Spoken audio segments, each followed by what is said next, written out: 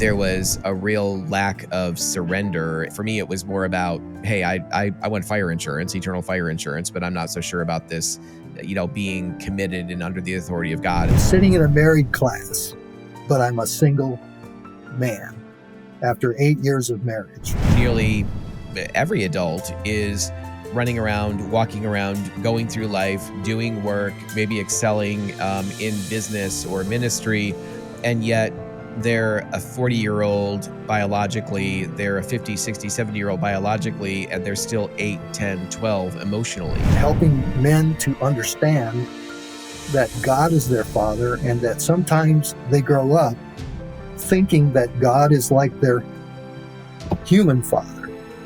And so they see God through that grid or that screen, and they miss all that God is for them. This is the thing we can't stand usually, is there are things that God requires community to do Yes. for us that he won't do for us and that we can't do for ourselves. And we hate that because that feels the most vulnerable. It's amazing what happens when you get somebody away from their everyday work. They break down, they talk, and you can really make some spiritual growth.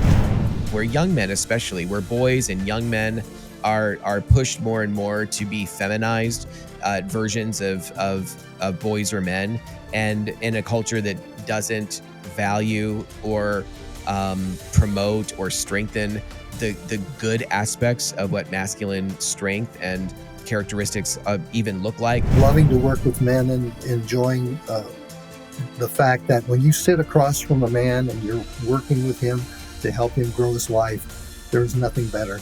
Just looking across and seeing God change his life is incredible.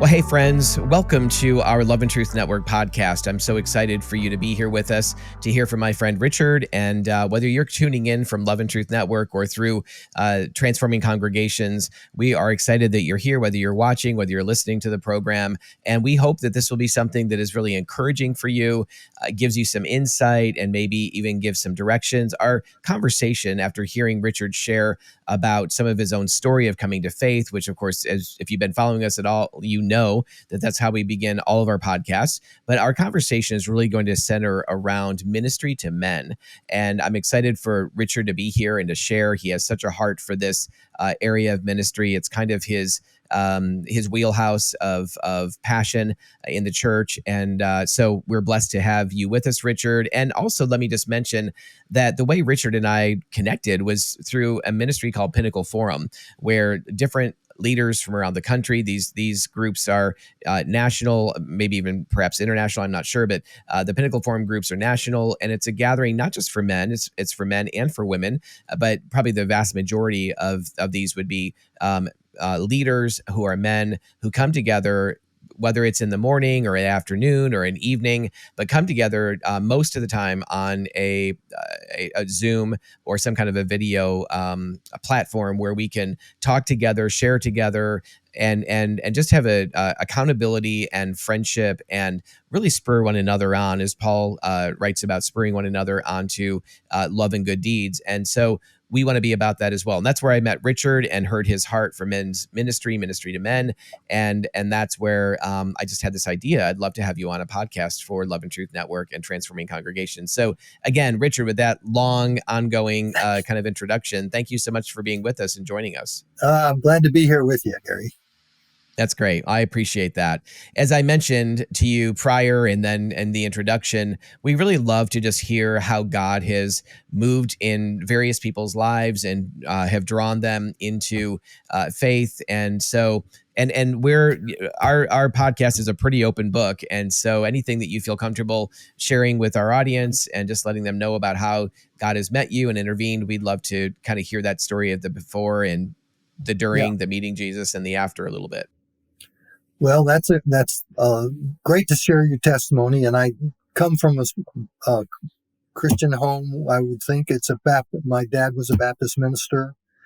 But it wasn't until I was 15 in a revival meeting and sitting in the back of the church that I really recognized that hell was a possibility for me if I didn't make a choice for Christ. And that wasn't the only reason, but obviously I walked down that aisle and my youth pastor was there and he was saying, well, you're saved already. I said, listen, Kyle, I really don't have anything nailed down. And I need you to go back I need you to take me back into your office and let's talk and let's make it permanent.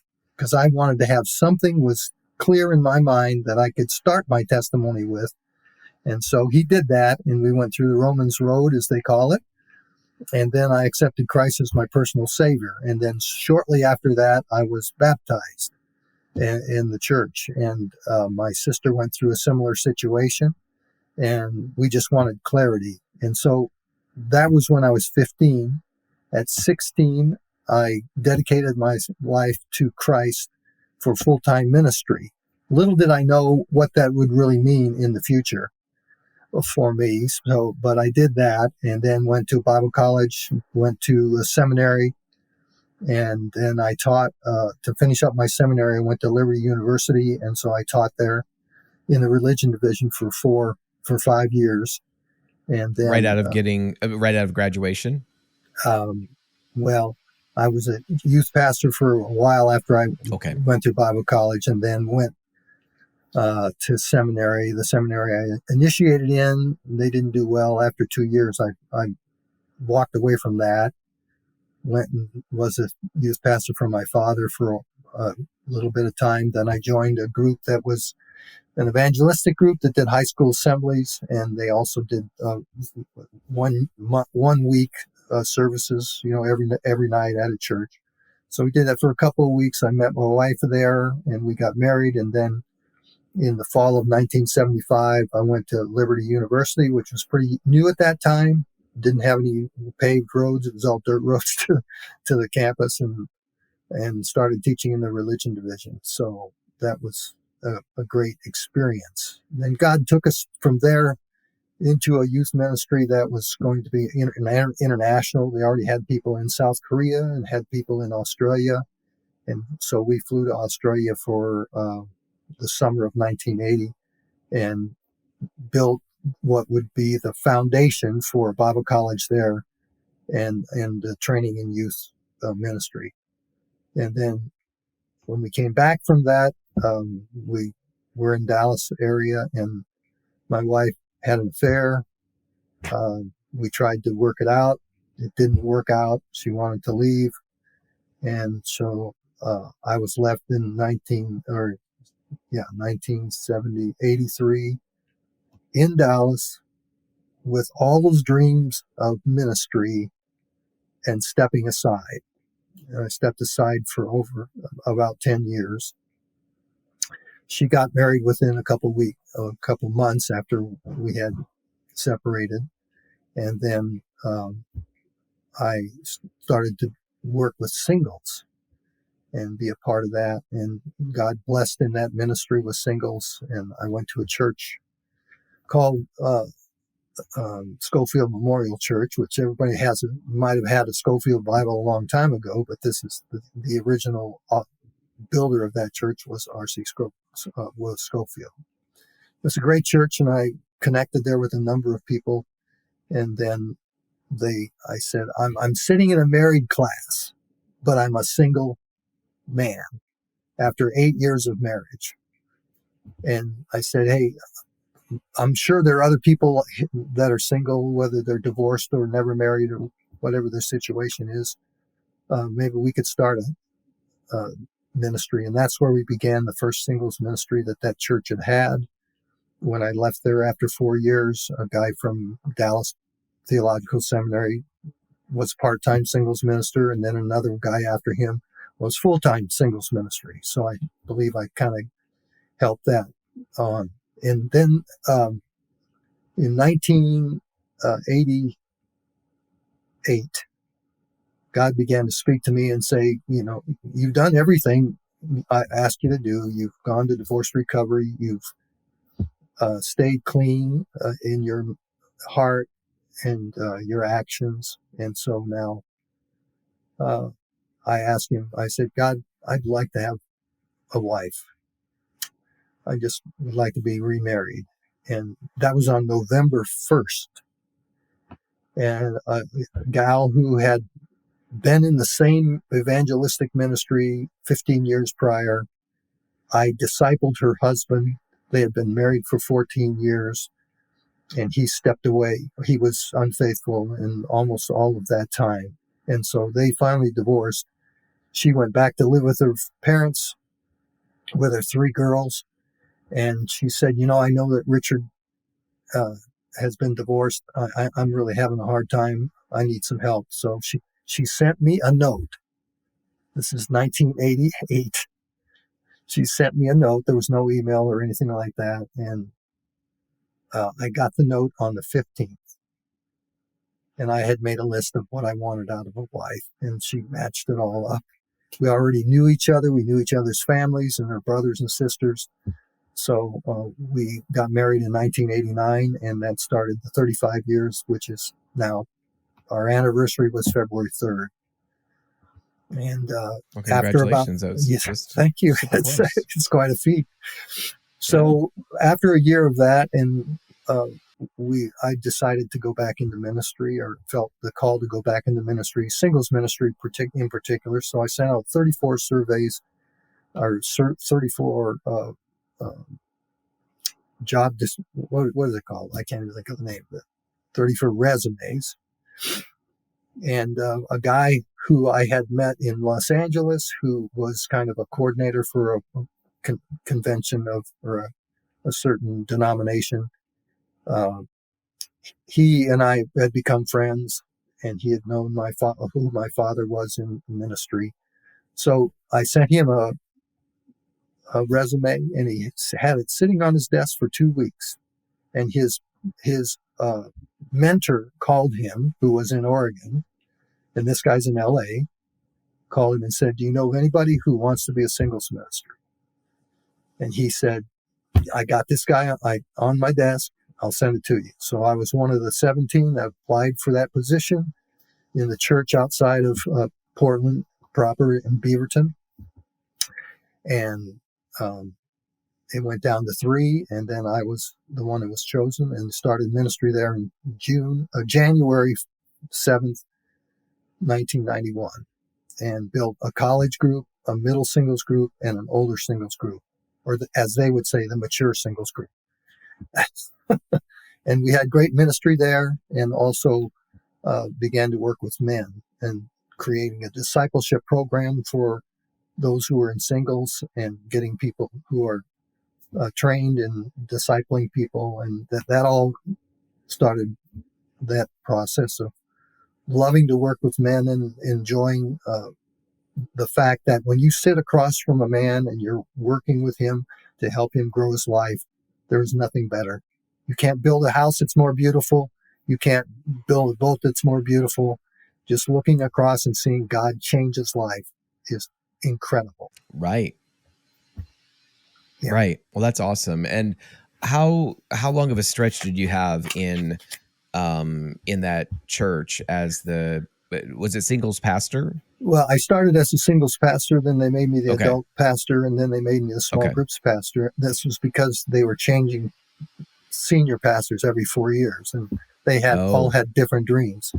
But I continued to work with men through that same 16 years that I was there. Okay. And since then, and then what? Yeah. Go ahead. And since then, I spent time in business with my son in real estate, but my heart has always been for men. I've learned how to coach men, and I have a specific coaching system that I use for men to change their life.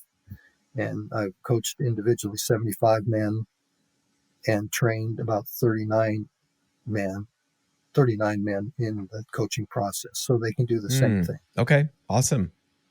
And going back to your story a little bit, I want to pick up on men's ministry. I also want to talk with you a little bit about your experience with singles ministry and just the needs of singles in general. Obviously, not just men, but going back to your story a little bit, so I'm reminded of the reality. You grew up as a Baptist pastor's son, correct? That's correct. Yeah, and I didn't grow up as a pastor's kid, but I grew up in a Baptist church and had similar experience. Once you say the prayer and you're done. I mean, once you're saved, always saved, and Yeah. if you've put the right words together, then there shouldn't be any like questioning of our faith or what have you. But Right. I went through a similar experience because I knew that even though I had managed to kind of eke out the right words and go through the Romans road as well, and there was a part of me that really, obviously wanted salvation, there was also, for me, there was a real lack of surrender and a real kind of withholding or not trusting God. And so for me, it was more about, hey, I want fire insurance, eternal fire insurance, but I'm not so sure about this, being committed and under the authority of God and that kind Right. of thing. So it wasn't until I was 23 that I actually really gave and had gone through a whole bunch of craziness. But at 23 really surrendered my life to Christ for real. But anyway, had a similar church background and Hmm. probably theological background as well. Do you still, how would you say your father, and this not so much just a reflection on your father, but even, as a pastor of a Baptist church, a more conservative church, uh, uh, his generation, how do you feel um, that he represented what a boy needs from his dad? Speaking of ministry to men, do you Yeah. feel like he was equipped to really give you all that you needed as a boy, and gave that out sufficiently, or was it more difficult to kind of understand what kids needed back then, boys in particular? Well, I would say that I misunderstood a lot of what he did, because basically he was a pastor who'd come to dinner and he would eat with us as a family, and then he'd go back and study more. So we really didn't spend that much time together. And I would say he was a good father, provided for us in all the ways he needed to. But um, I was in Tennyson High School, went to state in high school, and he never saw me do any of that. And so I would say he wasn't a good role model for me, and I determined that I wouldn't be like that. But later on, I found out that he was born in Saskatchewan, Canada. His mother was more Pentecostal, but his dad was refusing to do any of that. And so his dad left them, he and his brother and his mother, when my dad was 14. So he just left. He abandoned them. So my brother, my dad had to step out of high school, become a meat cutter, and pay the bills for the family. So he didn't really have a father that cared for him. Okay, I can tell you now that when we moved from Arizona to Colorado, my dad took a church in Denver, and that's where I planned my salvation. That his father, he invited him to come live with us, and he did accept Christ as a savior before he died. But it was he had limited amount of good experiences to what a father really is. Sure. So I have to Do take you that think into some of consideration. Yeah. Yes, yeah, and that's helpful to know. Do you feel like some of what motivates you to be involved or have a passion around ministry to men, does some of that flow out of the gaps of Yeah. and the recognition of the gaps of what you didn't get, even though you grew up in a Christian home, and Right. not only just a Christian home, but a home with a Christian leader, a pastor? Right, and that even goes to the fact that just recently I've created this legacy for leaving a legacy, just a Yep. four-page understanding of that, and I've been using it in several small groups that I'm a part of. I'm using it with my sons at the moment. We Mm-hmm. will finish it next week because I determined that I needed to be with them every week as in a Zoom call. And God Yeah.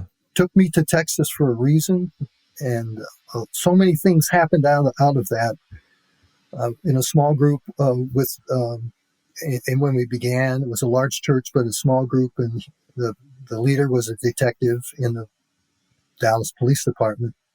And Mm-hmm. after we did our small group study and everything, he pulled me over to the side and said, "Hey, I figured out this neat thing that I'm doing for my children." He says, "They all kind of live away from me. So I read the Bible every day and I look for a verse and then I send it to them." And I had been praying, "Okay, God, I've moved away from the 3 girls that are a part of our family and from our boy that we had together as after we were in the second marriage. And I'm moving back to my first son. So how am I going to spiritually influence their lives? The challenge that is." And this guy comes up and says, "I just send a Bible verse every day." And I said, "Okay, Lord, are you talking to me?" So I created what is called Today's Word. I wrote it out of my readings of the Bible. There were there are 1,485 Today's Words that cover 6.5 years. And I sent that to them. Plus, I also had about 100 other people that wanted it. So I had a small group, and then I would study, then take something from what I studied and send it to them, thinking that was a way for them to be encouraged spiritually, and a way for me to still connect. Yeah. Even though I was far Did away. did you regarding Today's Word, is that something that you authored? Yes. Okay. It's Okay. well, the words Today's Word. I looked it up, so I think it's privatized to mine. I have them Yeah. all done over those Okay. years. And By the way, how many books have you written or curricula? well, that's an interesting thing because I had not written anything until I had those Today's Words, and then I was listening to John Maxwell, who said, I only write in 4 areas, and he said one of them is leadership, and there was 3 others, pastoral and all that. But I thought to myself, I wondered over all those 6.5 years if there's something I missed that God designed in those 1,485 Today's Words. So I went back, and that became the basis of my first book, which is called A Living a Principled Life. And I have 80 universal principles that come from the Bible in 4 categories. Principles related to character, principles related to conduct, principles related to confidence, like love, joy, peace, confident things, and then 23 principles to tie it all up that are related to community. They were all sitting there, and I'd written on them, and I just shined them up and cleaned them up, and that book was published in late December of 2022. Awesome. And I had to put on the front of it volume 1 Yes. to force me to do write volume 2. And volume 2 is about the 43 negative principles that when you are involved with them, they will destroy your life. Okay. Pride, hate, anger, and all those.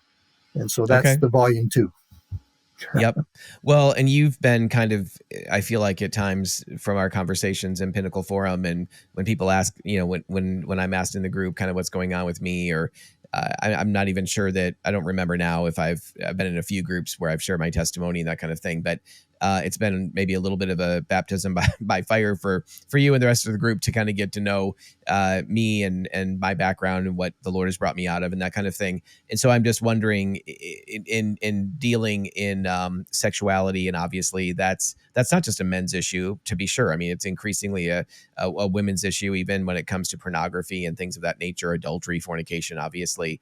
But certainly sexuality seems to be something that, or oftentimes the misuse of sexuality seems to be something that tends to drive guys, young guys, even older guys, more on a percentage basis more than women. But in the writings that you're doing and in the discipleship work you do, I'm just wondering, do you incorporate some of those ideas or principles of the positive aspects of God's design for our sexuality and our identity as male and female made in His image, as well as then, like you're talking about the second book, talking about the things that can destroy you, the negative sides? Or do you bring out much of that in your writings or in your discipleship work? We do. We have 7 assessments that we've created that have short statements on them, and then a 1 to 5 ratio, 1 to 5, that they can grade themselves. I'm not a mentor. I don't want to be a mentor because that kind of means I'm above them. So I work with them, and we go through these I call them assessments. And the first one is loves God the Father. And we talk immensely about how he is a father, how we're adopted, and all of that. And then we have these statements, and they have to grade themselves on that as they feel. They are they a 2, a 5? And then we talk about why did you grade yourself as a 3? Well, this, and then we can get into conversation. So it takes us usually 21 meetings to go over 7 assessments, because we're dealing with 6 to 8 statements on each one. They're grading themselves, and we do get into the moral areas of their money, and also the sexuality, and how they deal with the opposite sex. And so we talk about those things because they're brought up as a statement. Where would you be on this scale? So we get a little look. I'm taking down their whatever they say, if it's a 3, a 5, and then we write notes down there.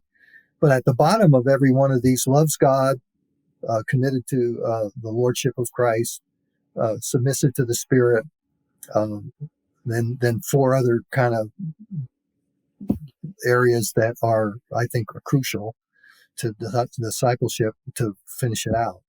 But we spend most of our time, and interestingly enough, I'm reading a book called How People Grow by Cloud and Townsend. Yeah. And in that, he makes reference to the fact that you really have to have an understanding of some doctrine if you're going to grow in your spiritual life. And that was just another emphasis that we believed that a long time ago, and we put it into these assessments, and helping men to understand that God is their father, and that sometimes they grow up thinking that God is like their human father.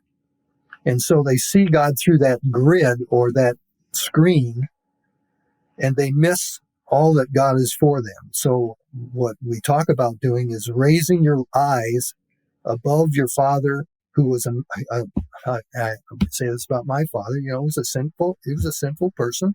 He was just a normal human being. So raising my eyes above him rather than going through him and saying, well, he ignored me, therefore God ignores me. Or he didn't say that he loved me. The first time I put my arms around my father was when I was 45 years old. So it's been a long process to come back together. So men have to understand that their Heavenly Father is loving and caring and adopted, and what all that means to them. And that helps them to move forward. No matter what the situation is with their father, obviously there can be terrible situations, but God can heal that in their hearts. No matter how long it takes, he can do that. So yeah, we want men to lead, and they need to spiritually, emotionally, mentally grow. And this is the way we do it. At the end of each assessment, we say, on the basis of what you've learned about yourself, where would you like to grow further? And so we give them a chance to put something down there, and then we go to the next assessment. Then after the 7 assessments are done, then we have a summary assessment, which says, okay, write down what you put at the bottom of all those pages. And then let's say, okay, you've got 5 different things you want to grow in, or 7, depending on how intricate you were on it. But then you say, okay, which one do you want to start with? So we have we have a trinity going on. I'm helping them, the Spirit's helping me, the Spirit's helping them, and then they're connecting with me. So it's really up to the Spirit to change them, and not me. But I need to get them to open up, and that's why I use the 7 assessments. That's great. I love that. Um, yeah, there's a number of things kind of firing off in my brain, but one thing you mentioned a moment ago is that you're helping in the areas of spirituality and intellect, and you mentioned emotions too in the emotional, and I think that for men is one of the most neglected areas of trying to help them become healthy. You know, spiritually, they get a lot of kind of spiritual perspective, preaching, dialogue in church, and then hopefully if they're in a regular rhythm of reading the scriptures, they're getting some spiritual connection there. And of course, that's about so much more than just spiritual. But I so often, and then there's the intellectual, obviously, Yeah. education and so many. What I found, to put it simply, what I found is that nearly every man, frankly, nearly every woman, unless they've done a lot of work as adults to grow in their emotional capacity and health, what I find is that nearly every adult is running around, walking around, going through life, doing work, maybe excelling in business or ministry, and yet they're a 40-year-old biologically, they're a 50, Yeah. 60, 70-year-old biologically, and they're still 8, 10, 12 emotionally. Right. Right. What would you say about that specifically with regard to men, Well, there the is a emotional good book side? that I recommend, and that's by a pastor from New York. It's Scazzaro. I Oh, think Peter it's Scazzaro, yes. Peter Scazzaro wrote Emotionally Healthy Spirituality. Yes. And the connection there is really important because I don't think you grow unless you get out of your teen years mentally and emotionally. Mm-hmm. So there's no desire to do that, and you're driving the big truck or you're doing whatever that makes you feel like a man, but you're still acting like a kid. Right. So I would say that's the hardest area for a man to work in is his emotions, Yeah. because he's been told to shut up and don't cry all his life. And now Yes. you're saying, I'm not trying to make him into a woman. I'm saying you got to connect with your heart. Right. And we have three different areas of focus in us. You know, we have a mind that can think and an intellect and all of that. We have a heart that's our soul and where we can emote. And then we have a gut, which tells us things much sooner than any of the others do about Hmm. other people. And those three things, when they all are working together, I think you're becoming more emotionally healthy. Yes.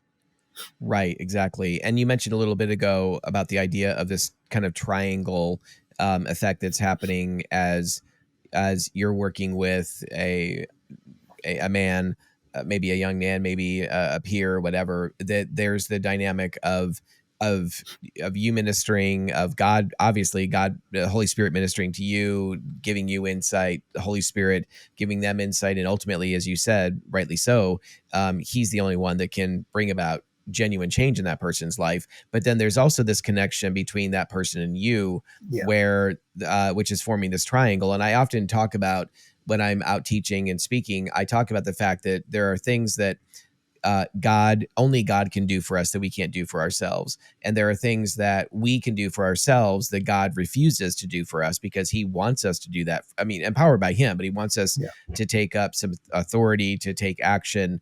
But then there's also, and this is the thing we can't stand usually, is there are things that God requires community to do Yeah. for us that He won't do for us and that we can't do for ourselves. And we hate that because that feels the most vulnerable. You know, we need to open up to community. That's part of God's design for us. And yet sin, particularly sexual sin, tends to have so much shame, just laden with shame. And when we're feeling that shame, the last thing we want to do is open up to community. And yet that is really what completes that triangle, that healthy place, is when we're connected with God, we're connected with ourselves, even in a way that is, we understand ourselves, we know ourselves, we're working through issues and growing and maturing, but we're also deeply connecting with other brothers, sisters, yes, but more importantly, and our spouse for sure, our wife if we're married as men. but also we need our brothers that are part of our community as well. And I think that isn't while that's while there's some talk about that and there's some recognition in men's groups that that's good. I've been to so many men's groups that just scratch the surface or only address the intellectual or the spiritual side and leave the emotional completely unaddressed. I'm assuming you probably have experienced that too. Yes, and I really recommend everybody that's interested in men's ministries, pastors especially, to read the book "Why Men Hate to Go to Church" Yeah. by David Morrow, and Mm-hmm. he just makes it so evident that we have become so laden to be. Uh, all the Sunday school teachers are women. All the teachers in the education system are women, so we get kind of lulled to sleep, and boys mature 1 to 2 years later than girls do. So there's a Right. lot of stuff going on there, and so there's some real power in having accountability. And another friend of both of ours, Marsh uh, Bull, has a Mm-hmm. mensgroup.com or mensgroup.org, uh, men's place where people can get studies. And I just wrote a study, and it's there on the extended studies. Okay. It's a 4-lesson study on accountability. Why do you Mm. need it? What do you do? And because when I was 41 and went to that church in Beaverton, after about a month of being there, the pastor took me in his office and said, "Okay, Richard, I'm going to give you 2 weeks to find accountability partner." Okay, now this was my response. What's accountability? What's an accountability partner? Right. Okay, I had been to Bible college. I had been to seminary. Yep. No one had ever talked about it. I've Mm-hmm. been in church work. And so he says it's getting someone who you give them 4 to 5 to 6 questions that you want asked of them from them every time you meet. You have to meet every other week. And so I found a great friend, and David and I met for a number of years. And then when he was left, Mm-hmm. I found another accountability partner. And I would write on a small sheet of paper, these 5 questions I want you to ask me. And it was the greatest thing in the world to know that I'm eating lunch with this person, and we get to talk about me. And they would ask me penetrating questions. And then at the end, he would say, "Now, you asked me to do this, so I'm going to do it." And he pulled out his wallet Mm-hmm. and take out those 5 questions and ask me. And Yep. he said to me, and you have agreed to tell the truth. Right. Okay. So that is accountability is so powerful and so needed for men. And that can flow out of a small group. Individually, I think it's best done one-on-one. And Yep. then you can have the group for support and encouragement. So Mm-hmm. there are so many Yeah. things that can be done with men, but most pastors, and I apologize to any pastors listening to this, but most pastors, it seems like the only 2 things they're interested in is you become a number and you're at the church and you're attending and you give a check. Outside of those 2 things, most pastors would say, "Well, I'm a man, so I can do men's ministry." No, you can't, because you're not that focused. You have to lead the church, and that doesn't necessarily mean you can spend all your time with men. So it has to be a focused ministry. And I keep asking the question, if you pay a women's minister, why don't you pay a men's ministry person? Mm-hmm. I mean, Mm-hmm. it seems like that's what should be doing, discipleship. And, you're going to talk about men's ministry, and I have 4 different sections of the pie. We can do that whenever you're ready. Oh no, I think that I'd love to dive in there. I have, from my experience, and I was you've been a pastor. I was a pastor for 12 years as well, and I know so many wonderful pastors, many of them that are doing amazing work. Some of it in the men's ministry space, Yeah. and and I often, I what I feel like from my experience with pastors and and having kind of traveled around the country and gone to a number of churches, is certainly, I do believe that in the arena uh, of sexual brokenness and restoring sexual wholeness, and even in these issues of identity. I mean, that's why our ministry exists, because I believe the church ultimately has the answers. They're God's plan A, whether not just on these issues of sexuality and identity, but certainly there, and more broadly speaking. And that's also true for sure of men's ministry, women's ministry as well, ministry to women, ministry to men. But what I find is that so often pastors are just inundated and kind of devoured by the pace of ministry or the pace of what ministry can be. In some ways, ministry almost loses its genuine ministry because it becomes like a machine. And I know that I certainly experienced this as well, that you can just get gobbled up and devoured by that. And I think there's so many well-meaning and well-intentioned pastors and leaders who want to do a good job. I mean, most are not in the role for ulterior motives. They're there because they want to shepherd and they want to do it well. And yet there's a big kind of missing of the mark because of a lack of training, a lack of equipping, a lack of maybe gifting in that area. And ultimately, to me, it comes back to the reality. I think that I firmly believe that pastors and the pastors are in place, leaders are in place for the equipping of the saints for the work of ministry. And too often, and it's impossible for pastors to do it all. And yet I think that the vast majority of folks that are attending church are, I mean, what's the kind of well-known statistic that, 80% of the people attending church are just sitting as spectators, and 20% or it's 90% and 10% are doing all the work. And so there's, in one sense, pastors need, for sure, biblically speaking, need to be equipping for the work of ministry. And yet many times, we've either, just out of either laziness or our own busyness as Christians, we're not really wanting to be equipped for the work of ministry. We expect the pastor, like, hey, we pay you, you do all of this. And yet that takes us completely outside of the New Testament teachings of what the body even looks like and how we should function together. So I definitely think that has an impact in men's ministry. One of the things that you mentioned just reminded me that the church that Melissa and I and our family attend here in the Phoenix area is a very, very large church. And, that church was founded, I don't know, now maybe 35 years ago. And Don Wilson was the original founder of that. And his heart I don't know if it was from the very beginning, but early on, he recognized that, look, if we build our churches and our ministries oriented toward men, that the percentages show that when a man comes to Christ, or a man surrenders his life, or a man recommits or whatever his life to Christ, that the 90% of the time, the children and their wife, their family comes along in that decision, and yet the percentages really drop when you're focused primarily on women, or when you're focused on children. And that doesn't mean we shouldn't focus on women and children, obviously.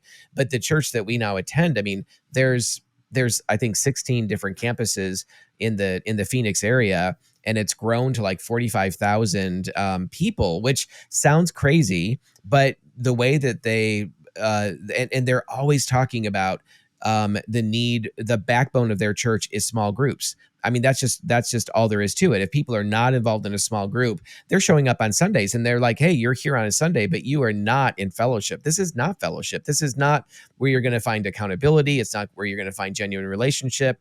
But even though we're a huge church, if you're in these smaller groups of 12 or 15 people, and you're doing it on a regular basis, and you're entering into genuine prayer and discussion and really have each other's backs, and are operating accountability, then just because we're a huge church doesn't mean that you can't experience real intimacy in these groups that make up kind of the cellular structure of the whole body. So anyway, I thought it was interesting.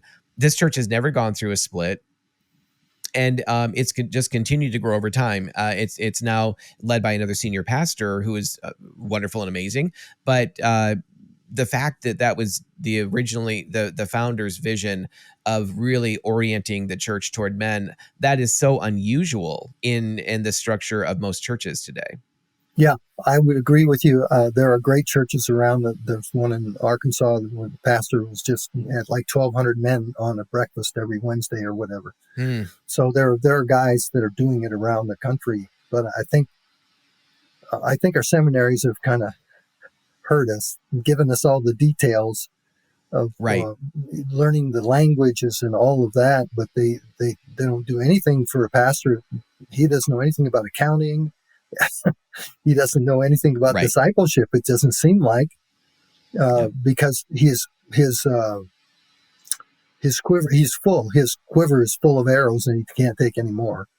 Well, and He's his working. mind is full, right? The other Yeah, thing that often doesn't happen in seminary is any real internal spiritual formation either. You know, yeah, we so many people enter into seminary with a full-blown porn addiction or some other kind of sexual yeah. brokenness or some other kind of serious issue of deeds of the flesh just leaking out everywhere, and they leave seminary with those same issues or Right, worse, and then go into a ministry situation where now I really have to hide all this stuff, and so it just perpetuates this right. double living. And man, what a miserable place to be in a church setting and situation where you could have hopefully have been really guided, like some of the programs you're talking about, if they had had those surveys and men walking alongside of them in their formation in Bible college or seminary, they could be light years ahead of where they're actually at. But now they're kind of left to themselves, Yeah, unfortunately. And what they should choose is the hard choice. I'm going to come out of the darkness. I'm going to come into the light. I'm going to find the help that I need. That is on them to do that, but it becomes a harder and harder decision to make the longer it goes on. right. And yeah, we're really good at hiding. Yep, absolutely. Well, I'd love for you to talk about those four quadrants, or I'm probably saying that wrong, but what you brought up a few moments ago to kind of unpack that for us a little bit. Yeah, just in the last minutes we're together here, we just talk about a circle that's divided vertically and horizontally. So we got four pieces of the pie in ministry, and then we have a leadership group above that. So I put it in, there's a main event. There should be some big places where men can come together, that they can see that there are other believers uh, across the board, and worship together and get challenged together, and where hundreds of men can do that. That's a main event. And then there are out of that event, and for those who couldn't necessarily make those events, are clusters. I choose to call them clusters rather than small groups. I think some guys I've talked to about small groups, because I was a small group pastor for 4 years. They don't like that. Oh, small group. It sounds like I'm going back into counseling or something. So clusters of men who get together and pray together, and they study the word, and they challenge each other, and they can even break down into, there's accountability that can take place there with everybody having an accountability partner, and it doesn't have to be shared at all with the group. So the clusters become the second element of how you work with men. And then special events, and those can go into three categories, where you're drawing unbelieving men to come just because it's going to be a great event. And we did one in Beaverton, which we called Braveheart Games. And we had a huge grassy area. We put a huge tent up. We were going to serve ribs to everybody, a full meal. Obviously, we charged them for that. But then there were 9 events that they had to participate in, and they were scored on those events. And at the end of the night, we gave the winners a ribbon with a medal on it, just like the Olympics. And they could take that back. It didn't matter whether they were believer or unbeliever. We had a guy make a set of horseshoes that was 3 feet tall and made out of steel, 2 of them. So trying to get them around that post at the end was kind of hard. And then we had throwing a lance. What's the distance? And we had a guy throwing a rock.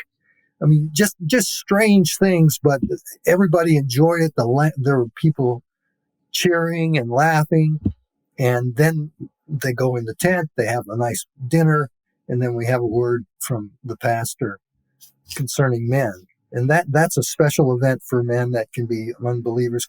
And what it does is when they go to work on Monday morning, say, hey, how was your weekend? Oh man, I went to this event. We did this. I scored. Look what I got. And so it gave them a story to talk about their men's ministry. And then there are other things like missions, mission events where guys can go on and be a part of something special there. And the other section, that one, in relational events where you're doing a father-son retreat, or you're doing a hike, or you're doing a camp out. I know when I was working with singles in Virginia, we came all the way out to Colorado and did a hike over there's 4 ranges from Denver over west. And so we go over one and hike over there and do uh, rappelling and all of that. So that's kind of a special event. It's amazing what happens when you get somebody away from their everyday work. They break down, they talk, and you can really make some spiritual growth out of that. So those are areas and special events. And then the last one is coaching, which I think I've designed a program which is not a Bible study program. It's involving them in their own life and having them evaluate themselves and then move forward. And you can do that.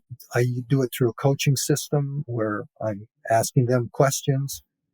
I'm not counseling them. I'm asking them questions about where they are and why they chose certain things. And the interesting thing is, that something's happened in their life when they kind of turn their head and look up and go, you know what? And then they just go on with whatever God has just told them, and they've made a breakthrough. So that's awesome. Well, and so I'm a big fan of John Eldredge. I really appreciate a lot of his writing and work with men as well. And also Gordon Dalby is somebody who is not nearly as well known as John Eldredge, but I think he actually kind of spoke into and laid out some of the framework for men's ministry that John got a hold of, and then wrote a lot of books on. But Gordon Dalby also has a number of books out on these topics, but when I think about what you were just sharing about that event. So coming out of the LGBT world, coming out of gay identity, but then it's not just that, because even when I was on staff as a pastor and guys knew my story, I would have a lot of guys come to me and say, Garry, I don't deal with same-sex attraction, but I can't stand the stuff that most men's groups do. Like I'm not into sports. I'm not into all these things. I feel out of place in men's group. And that surprised me in the beginning.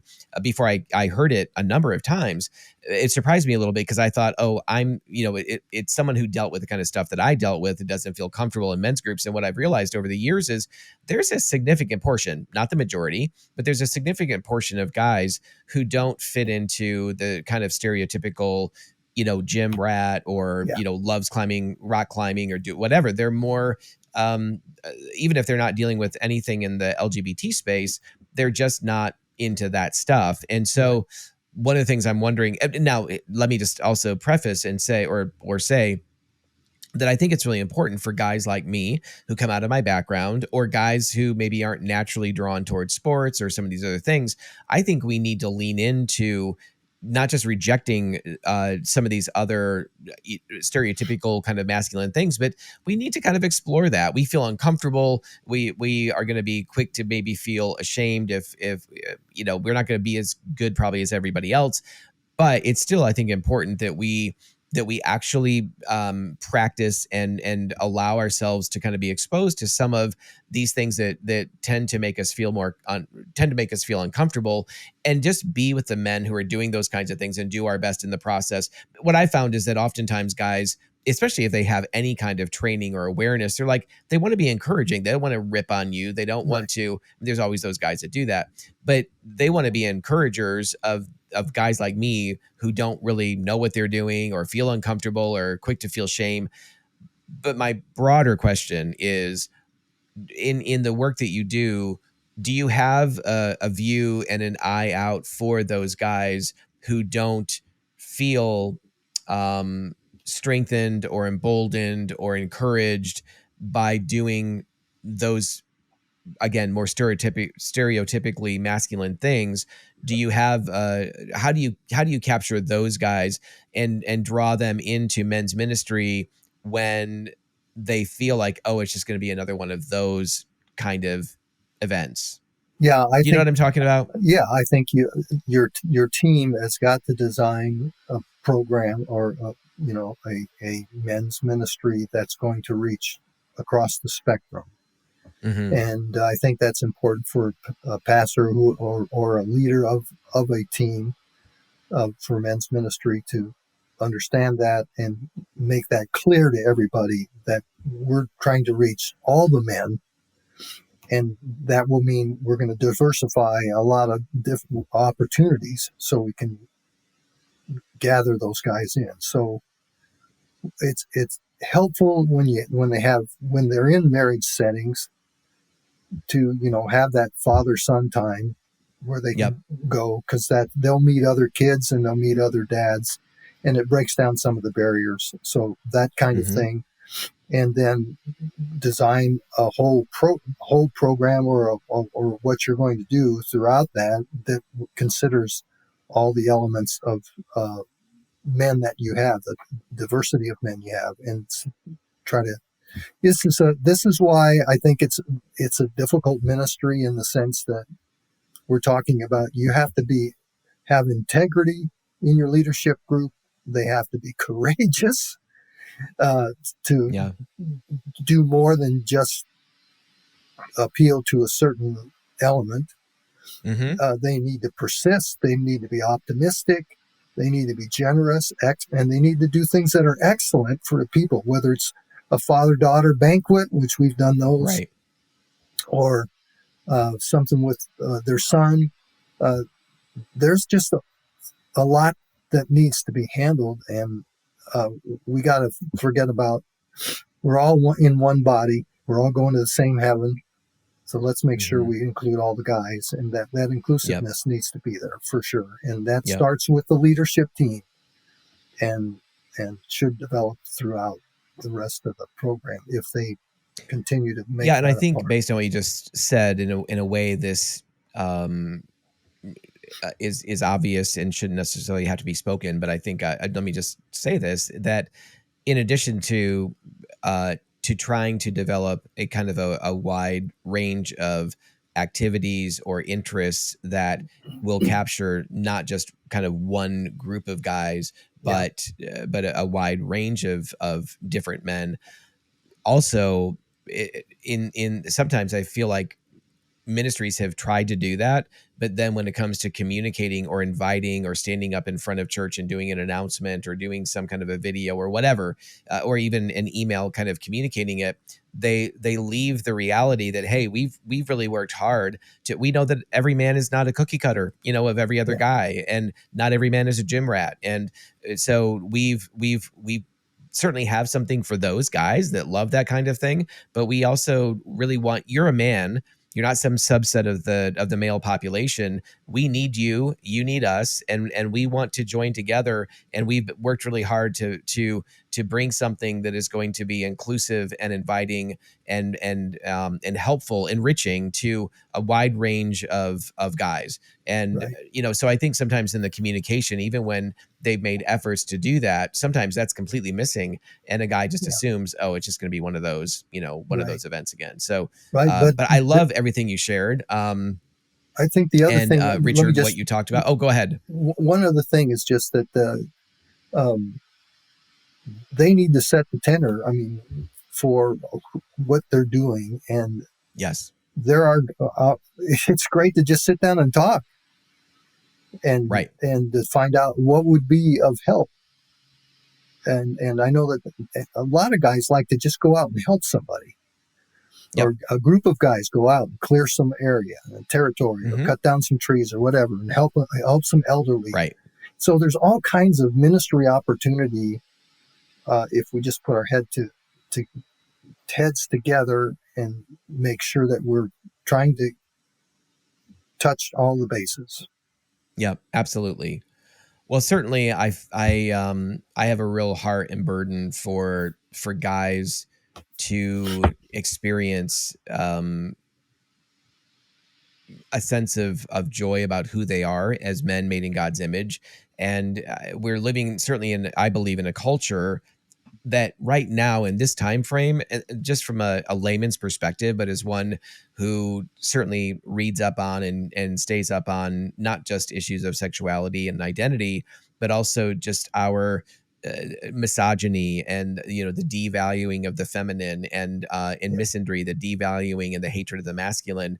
It seems like we're living in a time that where there's, I think, misogyny, the devaluing of the feminine, that's still an issue today, obviously, in many places and across the globe, and even in our country. But I feel like the tables have kind of turned in some ways because of historic misogyny, and now there's a lot of misandry. There's a lot of devaluing of the masculine. Everything. Okay, that's too strong of a word. Many things that I believe are simply characteristics of strong men, decisive men, gets lumped under this banner of toxic masculinity, which is there such a thing as toxic masculinity? Yeah, it's actually called sin. And is there Yeah. such a thing as toxic femininity? Yes, it's called sin. And Mhm. so guys don't bear this toxic nature uniquely in humanity. It's something that Right. we share as male and female, as men and women. And certainly I think we're living in a time now where young men, especially, where boys and young men are pushed more and more to be feminized versions of boys or men, and in a culture that doesn't value or promote or strengthen the good aspects of what masculine strength and characteristics even look like. So I think we as a church, the church needs to really reclaim the good of both Right. femininity and masculinity, of what it means to be male made in God's image. What does it look like to be female made in God's image? And I'm not talking about roles, but there's a way that we live out femininity and where women live that out. And and that's a spectrum of what that looks Yeah. like in terms of being female, and the unique personality that a child is born with, a girl is born with, and grows into womanhood with. There's obviously a range of what it means to be feminine, and there's a range of what it is to be Yeah. masculine. And I think that we need to understand that in the body. But that doesn't, when I say that there's this range, I'm not saying that by any stretch that, like, moving from kind of the stereotypical masculine identity. By the way, the cultural stereotypical masculine or feminine identity is oftentimes completely at odds with biblical identity, Yeah. for male and female. I It's agree. not that the one does not equal the other. Yeah. But certainly within this range of what God created and blessed within this expression of masculinity, then we have, the LGBT world and the LGBT space, which doesn't represent any of that well. It doesn't mean that there's wonderful people in that space. There are kind women, kind men, really wonderful. Frankly, I've known some kinder people in that space sometimes than I've Yeah. found in the church at times. But that's not something we should be promoting or blessing, this embrace of this broken identity that is being born out. But rather, how can I as a guy, like, I was so blessed in the church that I was on staff with for 12 years. It was the church that I was married in. My wife and I have been married for a little over 16 years now. And the men, I was just talking with somebody recently last night about they came to our wedding, and they were commenting on the guys that were there in my as part of my groomsmen, and some of them were real jocks. I mean, really strong guys that knew my story, and it was through their acceptance of me and love of me, not the blessing of my past life, but their acceptance of me as a person, that began to help me grow as a man, began to help me, this dormant seed of masculinity that was I was always looking for masculinity out here in another guy in a way that was never going to be blessed by God or bless me ultimately. And it was through their relationship and fellowship and accountability and just this genuine nature over the course of years of time that I was able to stand and be in this place of becoming a husband to my wife. And there's been lots of growth since then, but to get me to that place where this was actually a good thing to step into instead of Yeah. this horrendously fearful thing that I wanted nothing to do with. It was through those relationships that God really reformed, uh, and and called out the good of the masculine. And so the power of that and these guys weren't PhDs in human sexuality. I mean, they had no idea, in a sense, what to do with the guy that was involved in homosexuality for many years and identified in that space. But all they knew to do was to crack their lives open, share their walk with Jesus, share their walk with one another, and be willing to treat me like I was just another guy. Yeah. Yep. With some unique things that they didn't fully understand, but they loved me and cared for me. And God used that over the course of time to radically transform my life. And I'm still in that transformation process. It's not over, but man, did he propel me forward through those relationships with men. Is there anything you want to kind of springboard off of in regard to that? Well, I'm just thinking that, it doesn't matter the variety that where each person is on the spectrum, but this story has come to me as I read through Noah's whole thing. God says three things about Noah. He says he walked with God, he obeyed, and he worshiped. He worshiped when he came out. And I think that if every man could just get a handle on those specific things and walk with God, there has to be a little bit more understanding of what that really means, because that's the deep part. Obeying is the part where you're not saying, hey, I'm independent. I'm a guy. I'm supposed to be independent. You're supposed to be interdependent. That's the third phrase: dependent, independent, interdependent. And so obeying is okay. In fact, it's a great thing, especially because God doesn't lead you down a tunnel or a dark space. So walk with God, obey God, and then worship him. And that's the tough part for guys. They don't know how to do that. But that's the bulk of it for any man. If he can do those three things, he's on his way to maturity. And also, just to that triangle idea that you pointed out earlier, doing those three things, but doing it in connection in community with our brothers, right? Community. And obviously with our sisters and our spouse, what have you. So Absolutely. I'm just so grateful, Richard, for all that you've shared with us. I would love, before we wrap up, how can people get in touch with you, whether it's through a website or some other way of contacting you or finding your books or materials? What's the best way of going about that? Well, they can just email me at Matteson, Matteson, Realty, Realty, rmattisonrealty@gmail.com. I'd be glad to talk to them, and we can tell them where they can get the book. I have some here, but they're also sold on Amazon, but they're there too for right now. Good. Well, that's great. And we'll make sure we include that information in some kind of a written form here in this podcast as well for those that are viewing it. And yeah, I just appreciate your wisdom, your counsel, and your passion for ministry to men and the work you're doing in the church to help in this process. And it sounds like the surveys that you're talking about would just be so incredibly helpful, especially for any man that has a desire to walk in this space of wanting to help others.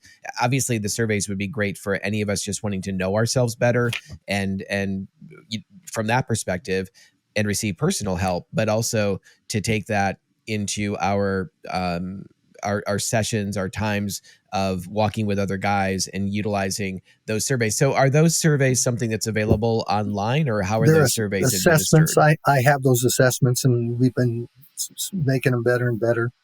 And I can send you a set so you can just take a look at them. And if you can help us in any way with some of the questions or the statements, that would be great. I've used them for about 20 years, and the reason I chose to have a piece of paper out in front of them is because, when you talk about buying a home and anything, you don't want to get mad at the people. You want to get mad at the process where you're working on that piece of paper. And the same thing's true with men. I can accept and love and care for a guy, but I can still say, okay, well, this is where you graded yourself. So it's the paper that they're arguing against, or whatever it is that they're doing. Right. Not me. Right. So it's really helpful. Yeah, that is helpful. Well, listen, we are so grateful, Richard, that you were here. We're also grateful to our audience, to those that are listening in, watching our podcast, whether, again, you tuned in through Love and Truth Network or Transforming Congregations. We're grateful you were here. We hope that you picked up some things that could be helpful, encouraging to you, maybe informative in your ministry to men, or in some of the areas where you need some personal help and care as a man following Christ and walking with him. So, please tune in again in the future for another one of our podcasts. Thank you so much for joining us for this Love and Truth Network podcast. To listen to or watch future episodes, please check us out at loveandtruthnetwork.com/podcast. Also, you can subscribe to Apple Podcast, Spotify, and Google Podcast, and we look forward to seeing you in a future episode.